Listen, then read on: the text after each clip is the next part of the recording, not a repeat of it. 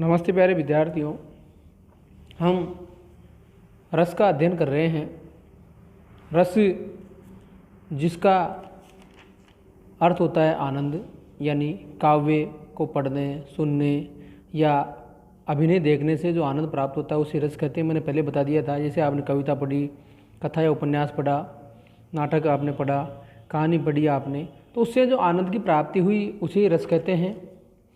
तो पूर्व में हमने रस की परिभाषा, रस की विशेषताएं और रस के जो अवयव है स्थायी भाव, विभाव, अनुभाव और संचारी भाव, उसमें से स्थायी भाव का अध्ययन हमने कर लिया है। अब रस का जो दूसरा अवयव है विभाव, उसका हम अध्ययन करेंगे। विभाव, देखिए विभाव क्या होता है, यानी प्रधान मनोविकार के जागृत या उद्दीप्त होने के कारणों को ही विभाव कहते हैं। यानी मन में जो मनोविकार है, जो भाव है, उनको जागृत करने वाले, उद्दीप्त करने वाले जो कारण है, उन कारणों को ही विभाव कहते हैं। जैसे सहृदय में वासना या संस्कार रूप से मूलतः स्थित भावों को उद्घोषित करने वाले कारण हैं, वो ही विभाव कहलाते हैं। ये जो कारण हैं, ये जो विभाव है, ये स्थायी भाव का विभावन करते हैं, उनको आस्वाद योग्य बनाते हैं।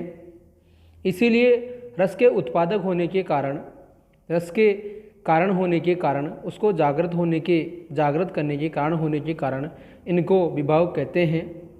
विभाव कह दो, कारण कह दो, निमित्त कह दो, हेतु कह दो, ये सब पर्यायवाची शब्द है। इन सब का अर्थ एक ही होता है। ये सब कारण का ही अर्थ उद्घोषित करते हैं, जो एक ही अर्थ के सारे बोधक है। यानी विभाव रस निष्पत्ति का आधारभूत तत्व होता है। मुख्य बात है प्यारे विद्यार्थियों, विभाव रस निष्पत्ति का आधारभूत तत्व होता है। अब प्यारे विद्यार्थियों, लास्ट एक बार और बताता हूँ मैं आपको फाइनली, यानी जो प्रधान मनोविकार है, उनको जागृत या उद्दीप्त होने के जो कारण हैं, उन कारणों को ही विभाव कहते हैं। ये विभाव भी दो प्रकार के होते हैं। नंबर 1 आलंबन और नंबर 2 उद्दीपन। तो करते हैं शुरुआत आलंबन से, यानी जिसके आधार पर, यानी जिसको देखकर, सुनकर मनोविकार जागृत हो जाता है, उसे ही आलंबन कहा जाता है। जैसे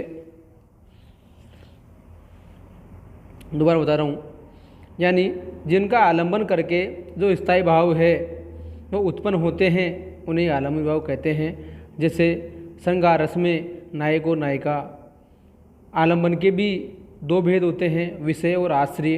तब जो आपके समझ में आ जाएगा थोड़ा। आलंबन के दो भेद होते हैं, एक होता है विषय, एक होता है आश्रय। आश्रय यानी जिसके मन में हो रहा है वो आश्रय हो गया। विषय यानी जिसको देखकर वो तो हो गया विषय, और जिसके मन में आनंद उत्पादित हो रहा है वो हो गया आश्रय। यानी विषय को भी आलंबनी कहते हैं। जिस पात्र के प्रति किसी के भाव जागृत होते हैं वह आलंबन कहलाता है, और जिस पात्र में किसी के प्रति भाव जागृत होते हैं वह आश्रय भी कहलाता है। जैसे आपने रामायण देखी होगी। रामायण में जो जनक वाटिका है, उस जनक वाटिका के उस दृश्य को आप याद कीजिए, जब भगवान श्री राम और लक्ष्मण जनक वाटिका को देखने के लिए वहाँ जाते हैं, वन विहार करने के लिए जाते हैं। वहाँ जो सीता है अपनी सखियों के साथ आई हुई थी।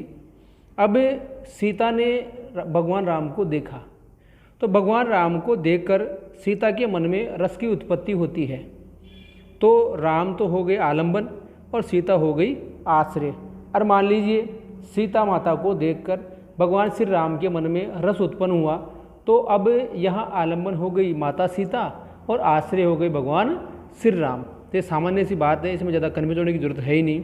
ये आलंबन और आलंबन के भी दो भेद होते हैं, विषय और आश्रय। विषय यानी जिसके द्वारा रस उत्पन्न होता है, और आश्रय यानी जिसके मन में रस उत्पन्न होता है। तो प्यारे विद्यार्थियों, आलंबन को समझने में मेरे हिसाब से आपकी कोई समस्या नहीं रहेगी।